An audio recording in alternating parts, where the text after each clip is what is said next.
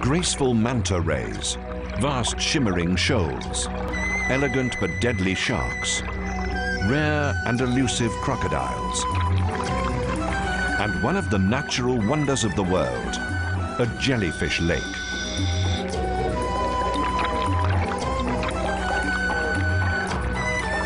Micronesia's marine life is amongst the most stunning and diverse on the planet. Above water, an amazing 2,000 islands make up the chain, a paradise in the southern seas where proud peoples keep ancient cultures alive.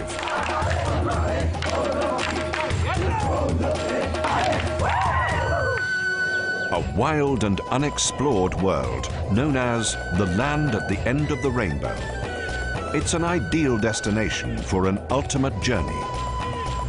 Micronesia.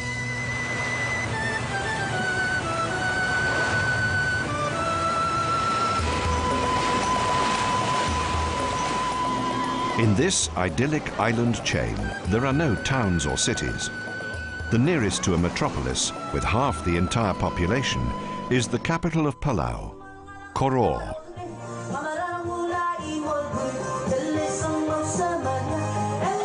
A birth ceremony reveals contrasts within a society. Women here can train as a lawyer, a doctor, a computer expert. But as soon as a baby arrives, status is forgotten. Everybody reverts to traditional dress. Here, there is unique balance between ancient and modern. Traditionally a matrilineal society, where chiefs are men, but chosen by women. Women own the land and call the shots.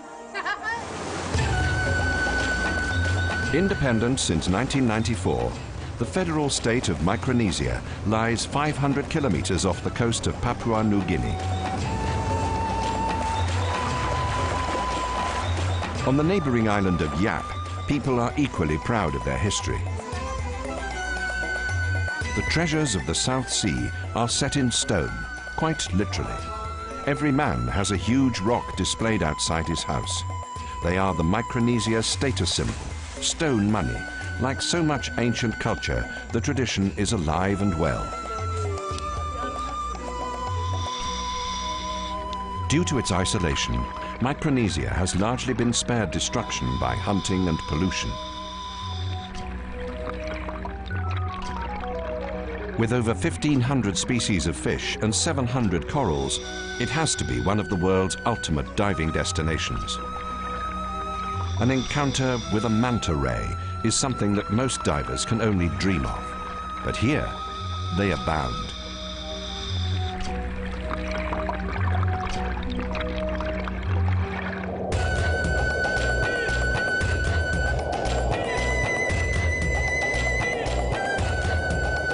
The UN declared the jagged limestone islands of Palau a World Heritage Site.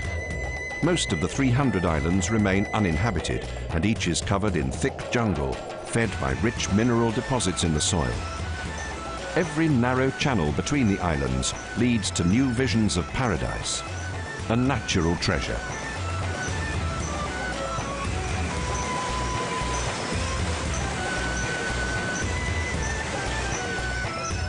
Legend has it that the scattering of islands are all pieces of a giant who fell and shattered.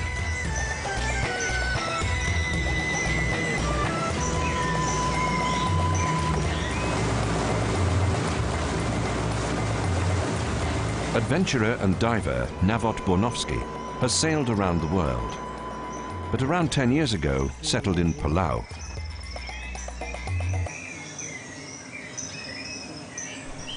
Now, Navot runs extreme diving trips. His assistant Kenneth was born here and is credited as being one of the country's most accomplished divers. In Palau, we've developed a project which we call Extreme Diving Palau.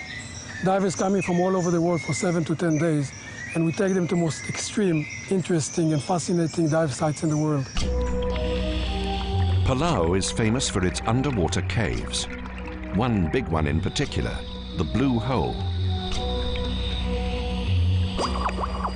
But a myriad of smaller caves await exploration. In the inky depths of Chandelier Cave, razor-sharp stalagmites form a giant nail bed, while stalactites loom from above. For an inexperienced diver, it's a challenging and dangerous passage.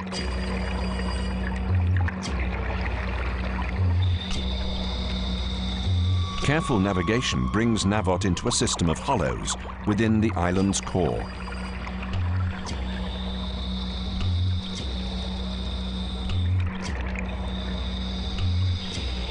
Tension builds as finger-like formations of rock seem to beckon in the darkness.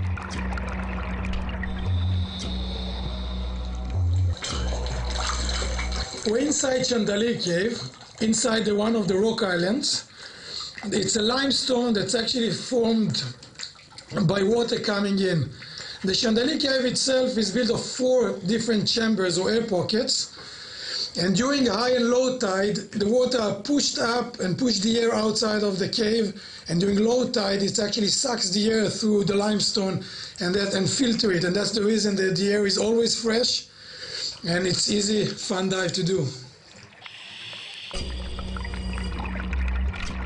But no cave dive is quite as emotive as a trip to Turtle Cove. A concealed entrance and lack of natural light have turned the cavern into a death trap. Unfortunate turtles swam in but failed to get out back to life-giving air. Turtle Cove is a reptile cemetery. Barely a current disturbs the drowned bodies. It's a reminder of the dangers of cave diving. In 2003, human remains were also found here, but not the victims of accident. It seems that the cave hollows were used as human tombs.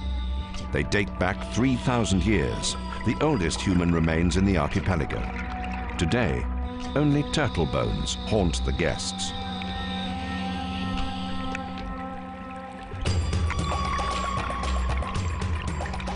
Perhaps the greatest thrill of extreme diving is a face-to-face encounter with the Lord of the Sea. Sharks are abundant around precipitous rocks. The grey reef shark, an ultimate sleek and elegant predator.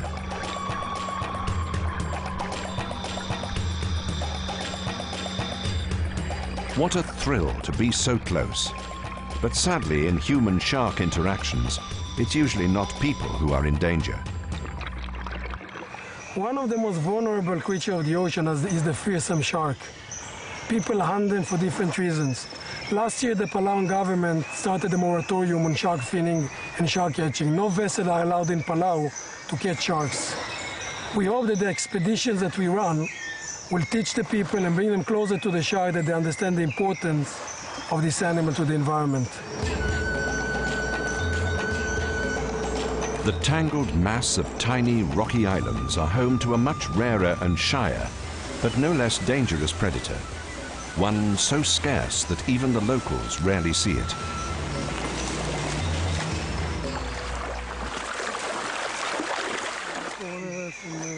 Truk Island. This one? Yeah. It's a saltwater crocodile. This prehistoric giant can reach anything from 3 to 7 meters long and can weigh over 1,000 kilos. However, they are rapidly nearing extinction and sightings are rare.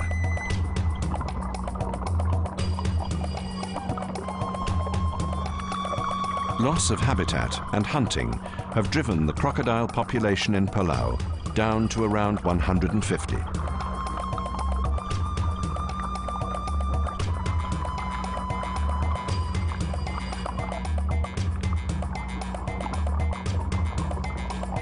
Once numerous, foreign demand for skins has led to dramatic decline. Thankfully, they were officially protected in 1994, although the efforts may have come too late. Crocodiles. Terrifying, isn't it? Luckily, human beings are not on the menu. Relax, enjoy, and let's save those animals for the future.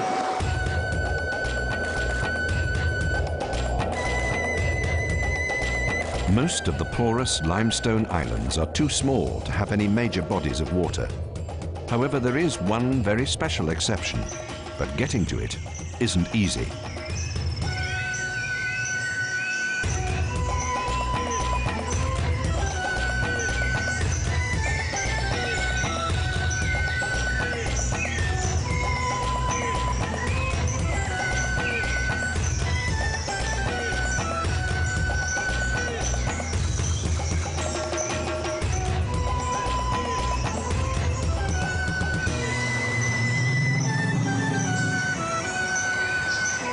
This is the Jellyfish Lake Island. Unfortunately, making the journey to the lake itself is hard work.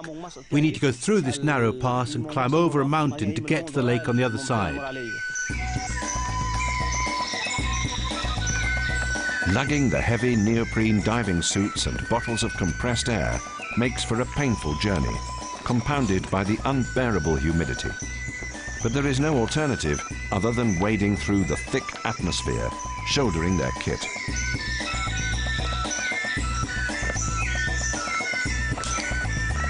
But this path leads to perhaps the most unique diving experience that Micronesia has to offer. On first view, the tranquil lake looks unremarkable, but awesome sights await beneath the glassy calm.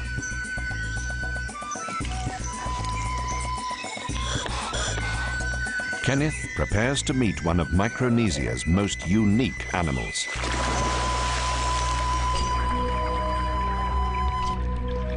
Golden Medusa, a jellyfish like no other. 20,000 years ago, the sea level dropped and jellyfish were left in isolation. After thousands of years, they abandoned their tentacles and adopted a unique way of producing food.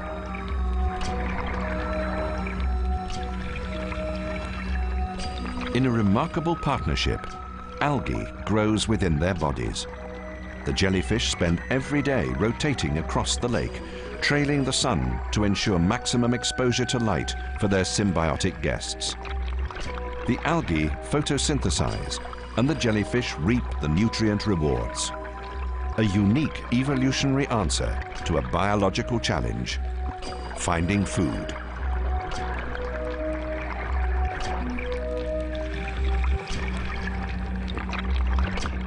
The lake is about 500 meters long, 100 across, and crammed with pulsing masses of life.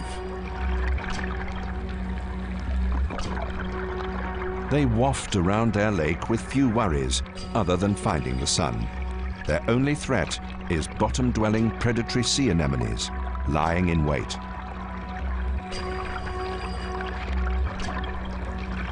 They snatch the gentle giants as they float past. The enormous catch will be slowly dissolved and absorbed.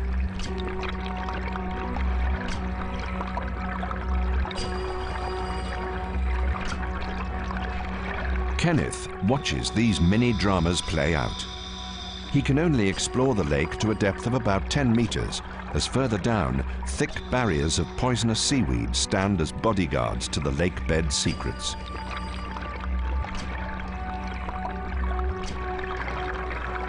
The ground here is reserved purely for jellyfish, and when night falls and their life-giving sun retreats, they sink down to spend the night at protected depths.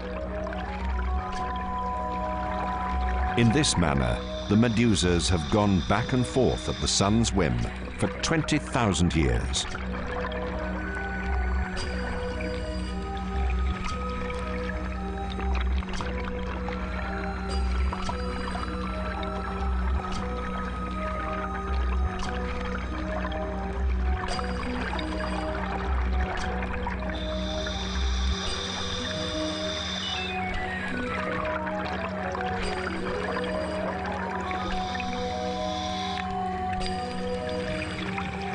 The jellies have 8 primitive eyes, but it's hard to tell if they can sense the diver's presence. Kenneth pushes his way through the wall of life. The golden medusa are one of the greatest wildlife surprises in store for a visitor to Micronesia. Something unparalleled anywhere in the world. Wow! I've been diving here for more than 10 years, but I've never seen so many jellyfish. Magnificent.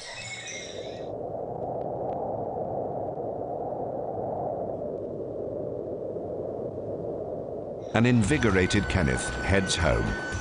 Both he and Navot work hard together at developing the ultimate extreme dive trips for guests. With the natural riches of Micronesia, it promises to become a profitable business venture. But moreover, it gives the chance to highlight the importance and protection of the archipelago's unique wildlife. People here have struck good balance between their traditional needs and the pressures of a modern world. Her Majesty, Queen of Palau. Welcome to my home. The palace is a vast display of precious woods, its simple designs contrasting with the elaborate palaces of Europe, but in the South Seas, representing ultimate wealth. These are crown jewels too, made of turtle shell, but as precious as gold.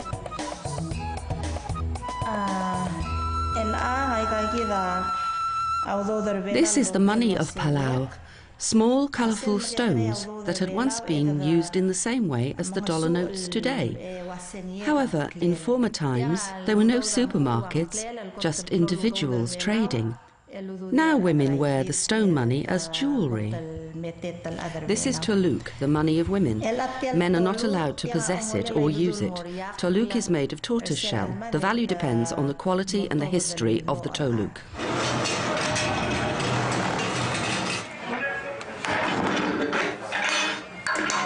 The royal jeweller doesn't share the luxurious surroundings. He resides at Her Majesty's pleasure in jail at Koror. Roy has a life sentence. His crime? Murder. With a lot of time on his hands, he has become the country's most accomplished Truk cutter. In contrast to the idyllic images of the South Sea, this correctional facility houses the island's criminals.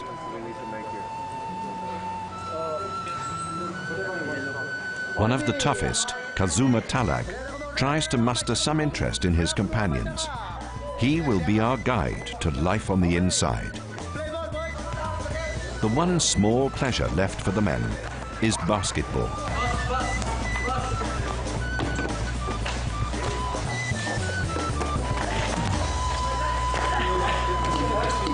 It offers a welcome distraction from the foul, lingering smells within.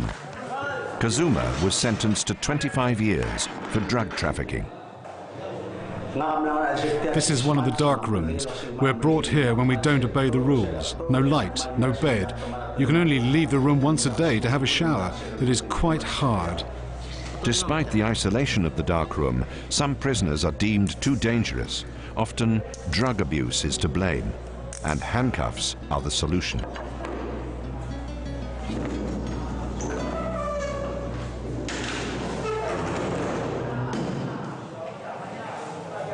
The resident Minister of Justice is American Michael Rosenthal. He introduced a new program of restorative justice. I was sworn in on March 1st of 2001, so it's been almost 3 years that I've been minister. I'm the only non-Palauan ever to serve in the capacity as a minister in the Republic. It's been a great honor, but it's also presented many challenges. Micronesia has growing concerns about the rising crime rate. Drug trafficking, car theft and fraud were all but unknown here a few decades ago. When I first became Minister of Justice, there were about 70 prisoners, and now there are well over 100. We reached a capacity at 121 altogether, so we were required to find additional space to house the prisoners. The women's section, a small wing of the building, needs much less space. There's only one jail for the whole of the country, and these 5 prisoners knew each other before they were imprisoned. Even within the prison, one drug is permitted, a local delicacy, betel nuts. Everybody, prisoners and guards, chew on it.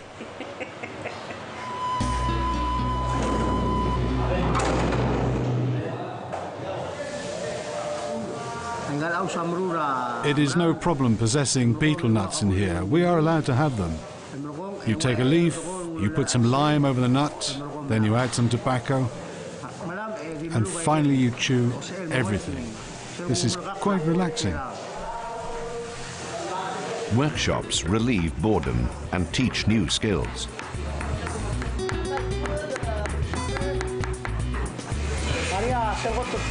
This is where we work. The experienced workers show the new ones how to cut properly. The prisoners carve traditional storyboards out of tropical wood, a skill first introduced during Japanese occupation.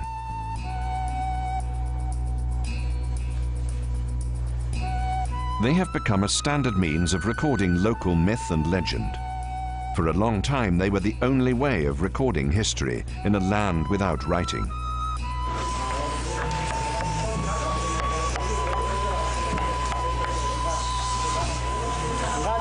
I don't know what he is doing, but it definitely won't become a storyboard. Well, each to their own. It's a strange twist of fate that today it is the prisoners who keep ancient cultures alive. We've worked very hard at the Division of Corrections at fulfilling our obligations, not only to ensure that prisoners stay in their cells, as is generally understood as the job of corrections, but also to rehabilitate them so that they can lead productive lives after they leave the Division of Corrections. The prisoners are also given the chance to improve their education, learning how to read and write. What is going on in the life of this person at this time? I was raised to say yes, sir, and I always respect authority. So Army, I got along very well.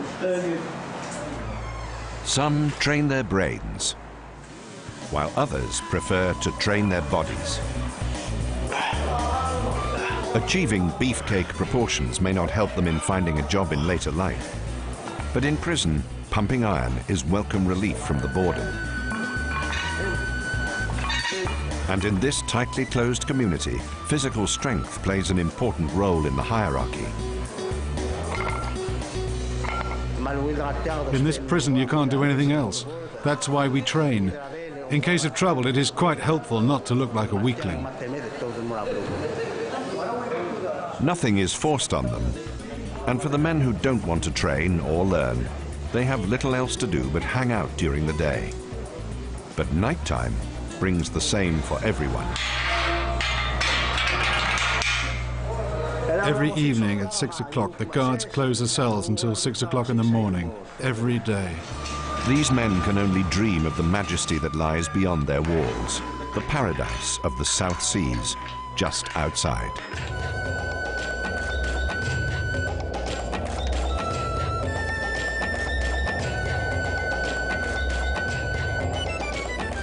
The next stage in our journey is to see a very different modern side of Micronesia. The island of Yap. A grand passenger and container ship belonging to the state of Micronesia has met its end. Tragedy for a boat. It slips beneath the waves just off the coast.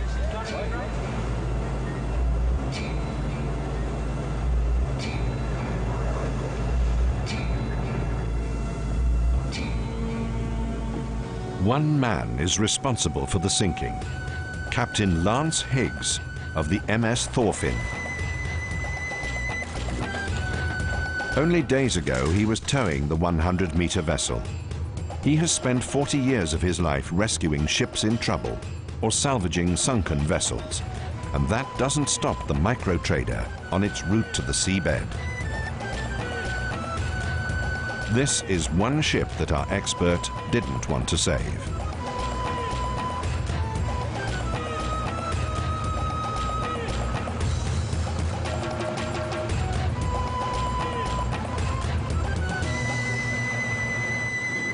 I first came to Micronesia for my look at this wonderful location about 23 years ago. Had a big ship, needed a place to travel. Micronesia suited it perfectly. Many beautiful islands right on the equator, very good weather, warm waters, beautiful diving, beautiful people, warm hospitality. Lance's ship, the Thorfinn, is an old 1950s whaler. The steam engine was restored by Lance himself. Today, it is probably the only steam vessel in the South Sea.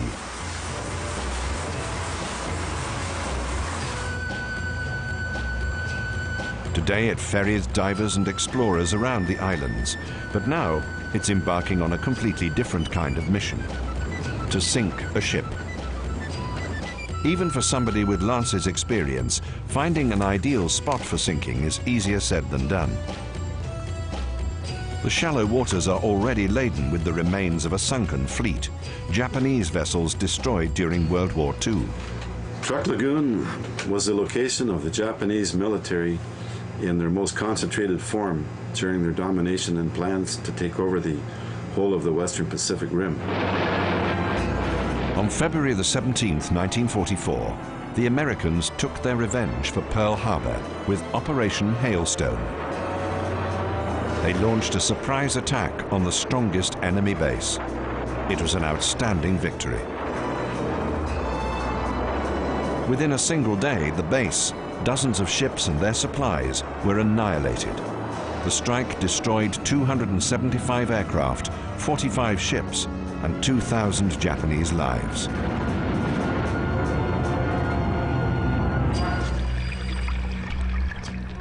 Over 50 years on, and the spoils of war continue their slow decay on the seabed.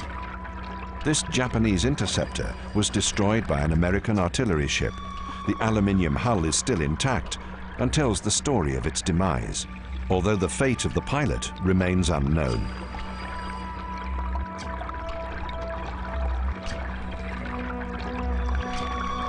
Divers come from all over the world to visit the wrecks in Truk Lagoon. Most of the site lies only 40 meters beneath the waves and is accessible to sport divers. The weapons of war can still be seen strewn across the damaged decks.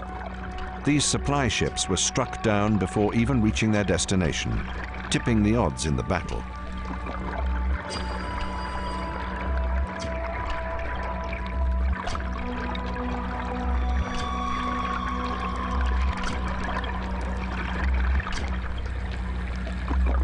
The eerie wreckage provides vivid images of the lost life.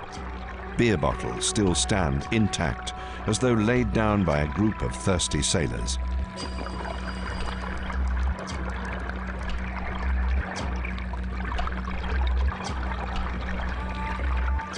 A life jacket is slowly corroded by the salt water. Signs of fire can be seen from the vessel's desperate final minutes before finding their eternal submarine graves.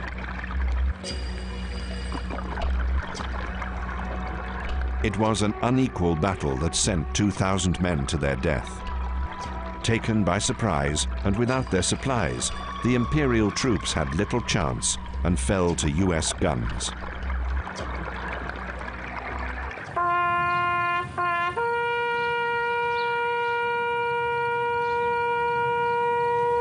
Today, together with former enemies, they commemorate their dead.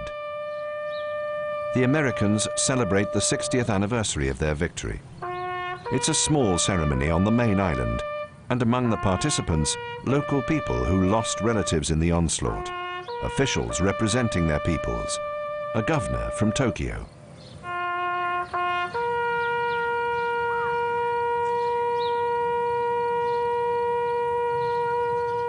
Perhaps those who suffered most were those outside the war, local people caught in the crossfire. 78-year-old Lucas Mekalong is one of the last eyewitnesses. Having been forced into labor by the Japanese regime, he remembers the day 60 years ago that was to change his life.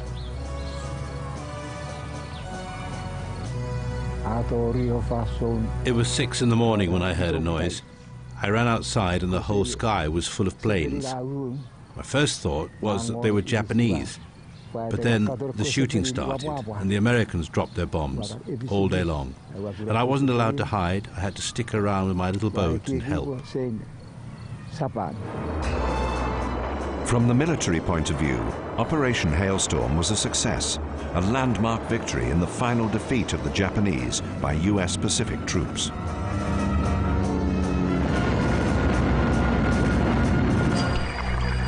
The battle left the lagoon contaminated for many years, with the carnage leaking oil, fuel, and other toxic substances that poisoned fish and killed off the coral.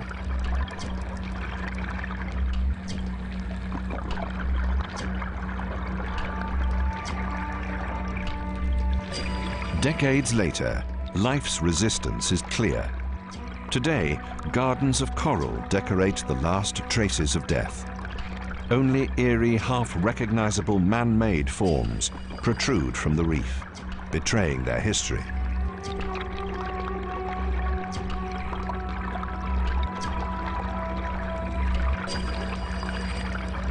The wrecks of 1944 are regularly explored by divers. Lance and his chief diver Michael have plotted the location of many of them. They still search for unknown entrances, closed cargo compartments and other buried treasures. This sunken fleet is not yet devoid of all its secrets.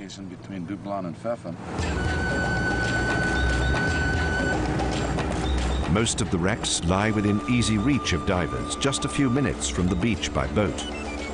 Many of the ships were trying to make landfall with their supplies when they were struck down.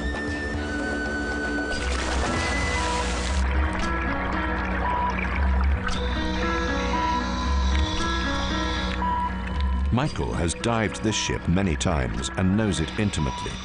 But even now he makes new discoveries, as long-forgotten secrets are revealed by the shifting sands.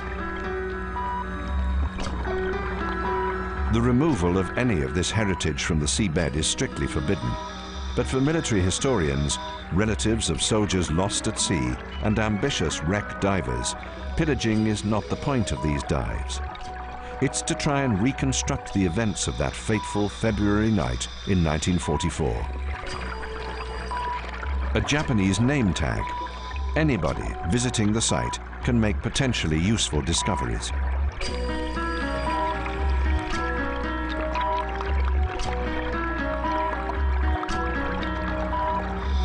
As Michael sifts through the sediment, he discovers munitions, unfired, undeactivated. Nobody knows for sure if this once deadly warship is safe.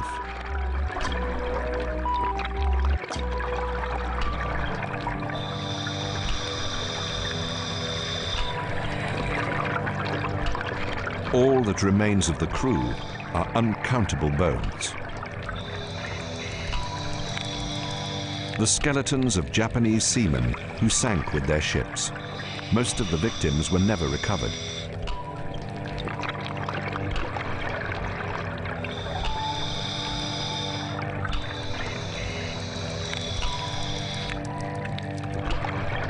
Bringing life to a lifeless grave. Huge crates of rice wine. The bottled sake once brought home comfort to the troops. Few bottles broke. Those intact have slopped back and forth on the seabed for 6 decades.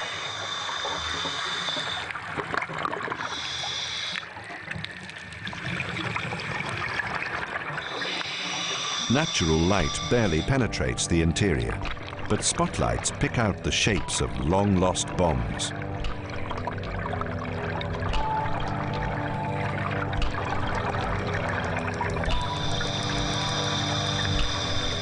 Amongst the wreckage, old machine guns and grenades.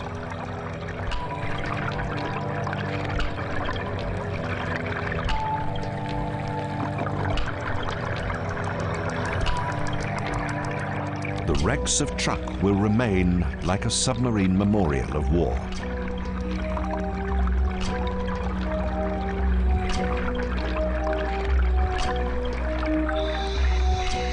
On his return to the surface, Michael upsets one of the more recent residents, a puffer fish.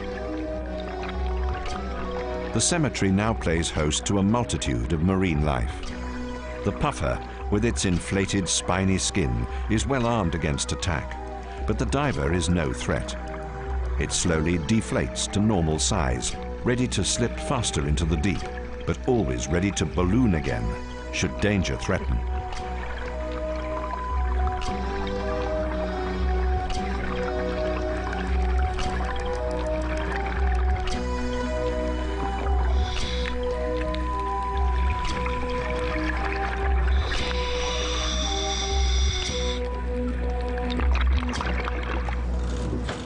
"30 meters above the wreck, Lance has his steam tanks in full flow. Today, they tow the micro trader on its final voyage.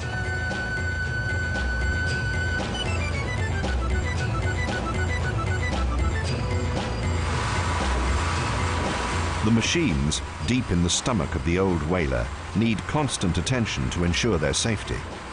All of the mechanisms are exposed, creating a dangerous working environment. One false move could spell disaster for the engineers, who must concentrate despite the 60-degree heat from the engines.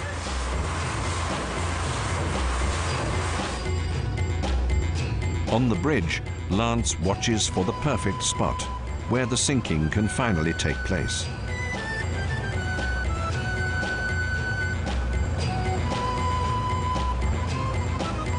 It has taken weeks of preparation for Lance's team to ready the ship. Now, they cut holes in the once mighty hull.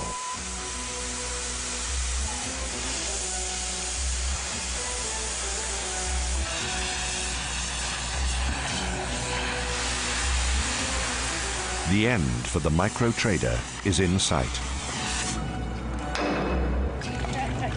There are strict rules about sinking ships that must be rigorously obeyed. All of the mechanisms have to be removed and the tanks cleaned. There mustn't be any trace of pollutants left on board.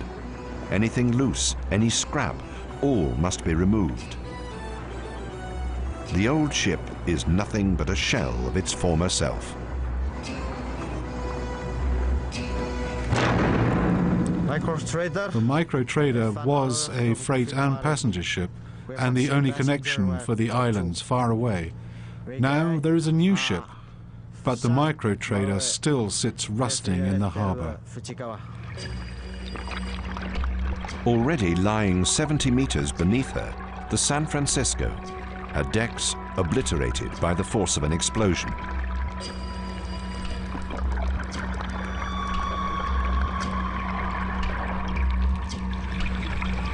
Her gun barrels can still be seen, coated now in rich coral growth.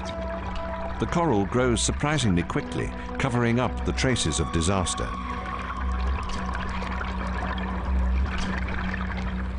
The sunken fleet that once polluted the lagoon with oil and explosives has become an artificial reef, and this is to be the fate of the micro trader. Michael can only stay at this depth for a few minutes before emerging slowly to avoid the much-feared decompression sickness that bends.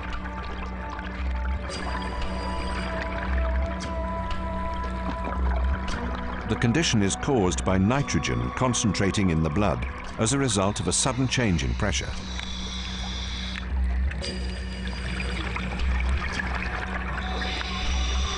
Surfacing too fast could cause the gas to bubble in the veins like pop in a shaken bottle, but with the effect of lasting tissue damage and paralysis.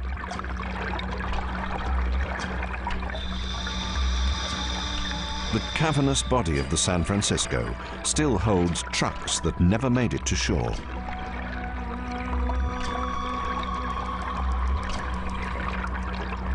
But it's not the lorries that cause Michael to linger. It's the site of a memorial stone laid down to remember the Japanese soldiers who died at sea, many of whom were never recovered. To mark the 60th anniversary of their deaths, a wreath has been laid, and Michael wants to pay his respects.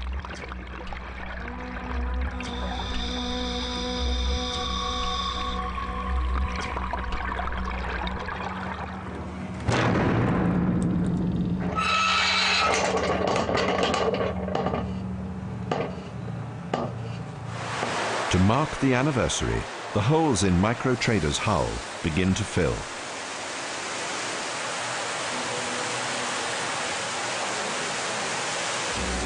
Slowly, the great ship slips beneath the sea. The position of the holes was carefully calculated so that she wouldn't fill too quickly and break apart in her descent.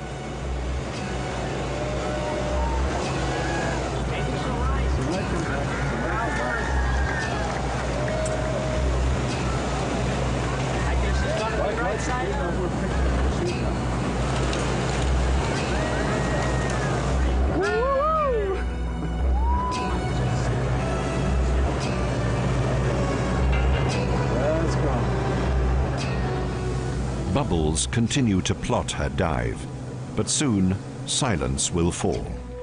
The Micro Trader's final voyage has ended. Lance's unusual dream has been fulfilled. and to mark 60 years from the carnage of Operation Hailstorm, he has made a more peaceful offering to the sea.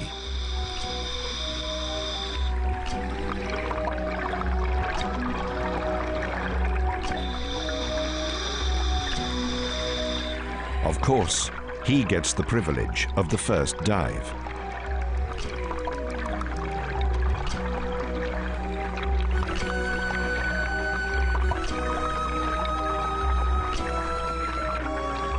No great battle took place on the island of Yap. The seabed here belongs to the peaceful giants that assemble once a year to breed, the devilfish, or Manta Ray.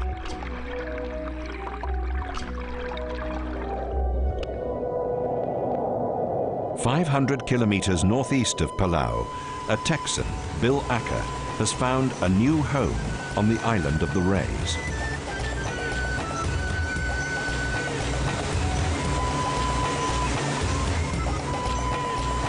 Bill has a big house, a big ship, and a big family. He came to the island 25 years ago on behalf of the US Peace Corps.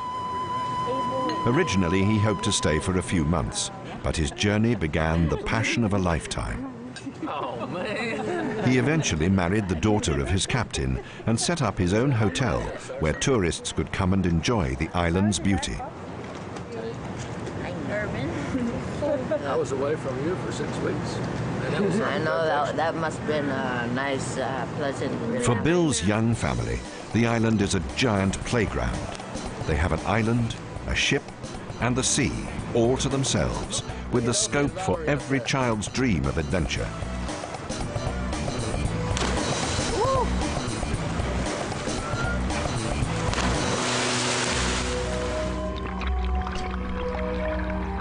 They are not the only inhabitants. Beneath the surface, this island belongs to the rays. Among the variety, small stingrays, but it's the giants that steal the show. Here you can see the island of Yap. Now, around the outer fringing reefs, we have over 30 charted dive sites we have buoys in all of these dive sites. We've been diving these for years, and you can see there's still some stretches that we haven't even explored yet. The main attraction, of course, are the Manta Rays, and in the winter months from November until about May, they live in Mill Channel, which is on the west side of the island.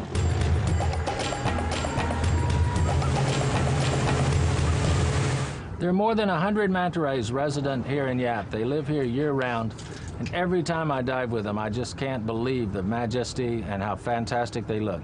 So please follow me as we dive into the realm of the mantas.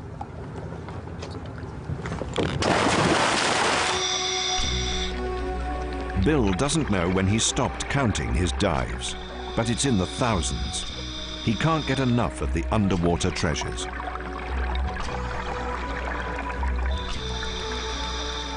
He's dived hundreds of times in this one spot alone, where he comes in search of his most dramatic neighbors,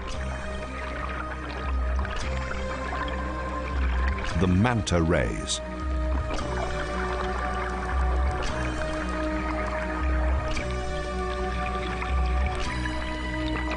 Manta Rays are gentle giants, reaching 7 meters or more wingtip to wingtip, and can weigh several tons.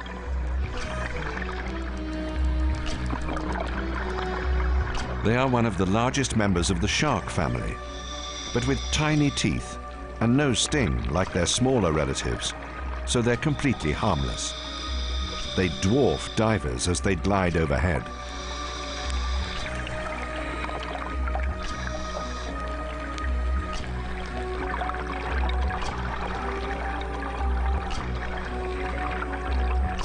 Remoras, or suckerfish, hitch a ride on the giant, perhaps stealing some of its catch and picking parasites from its body. In fact, it's personal hygiene that draws the giants in. The Mill Channel has become a ray cleaning station, a drive-through for the giant fish to have dead skin and parasites picked from their bodies by a whole host of specialist cleaner fish. The rays linger on seamounts to attract the attention of cleaner wrasse in particular, and will even form queues for their services.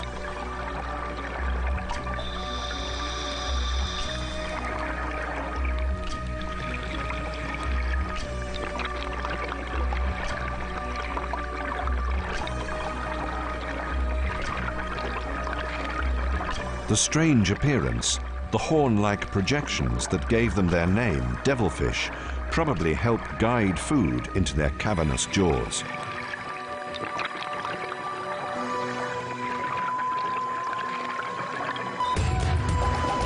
Bill joins a traditional canoe to sail through the waters of Yap. In former times, the Yappies were famed for their extraordinary abilities to sail throughout the Pacific without navigational tools. It's an ancient art that is almost forgotten today.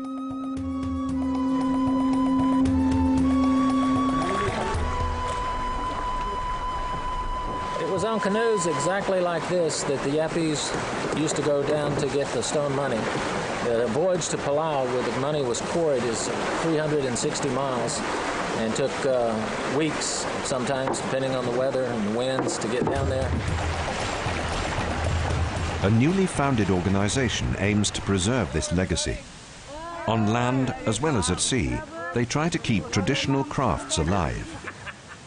Guests are always welcome in the traditional villages, something that has been a Yappi's characteristic for centuries.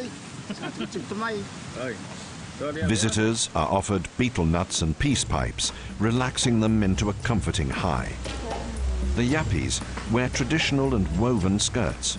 The women produce baskets, bags and mats using the shredded leaves of banana, betel nut, ginger and ferns. When I first arrived 28 years ago, I found the culture to be just as it has been for centuries. The people still have the men's houses as we have in the background.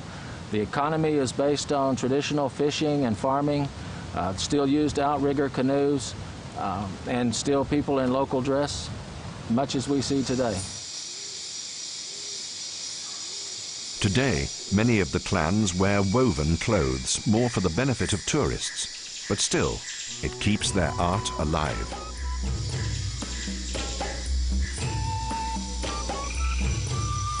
The main tourist draw is the stone money, or Raj. The bigger and older the disc, the greater its value. Personal banks line the streets. Some of these coins weigh several tons. Although no longer necessary in everyday life, weaving is once again being taught to girls to ensure that their traditions are preserved.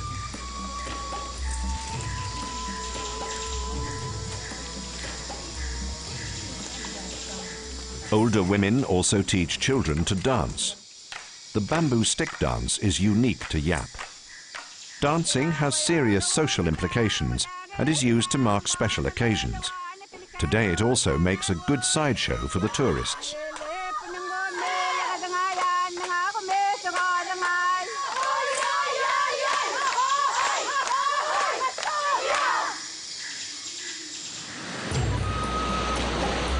Bill returns home.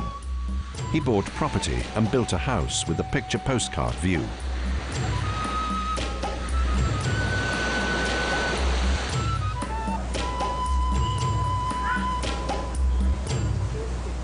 A photo album helps to stir memories of his arrival. Hi, Dad. Have a seat here. I want to show you something. 28 years ago, I came to Yap for the first time, and I want to show you some of these pictures. When I landed in Yap, it was a dirt runway, and every landing of the aircraft was like a controlled crash. And you know what, Opie? Even today, the island is still the same. The islanders are just as friendly as they were the day I arrived. The warmth, the feeling of being part of this place is just something special that I enjoy every day. I still remember that first dive. I rolled off the boat into crystal clear water, looked down below, and here came 10 mantas, and they started doing their dances. It was magic, and still have that same feeling now. I just can't wait to go diving every day. Bill still manages to find a few hours every day to visit his underwater friends.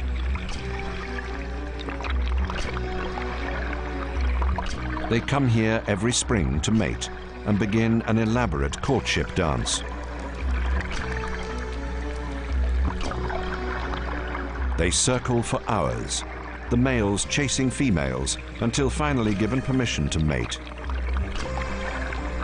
Each animal has a unique series of patches on its belly, enabling Bill to pick out certain individuals.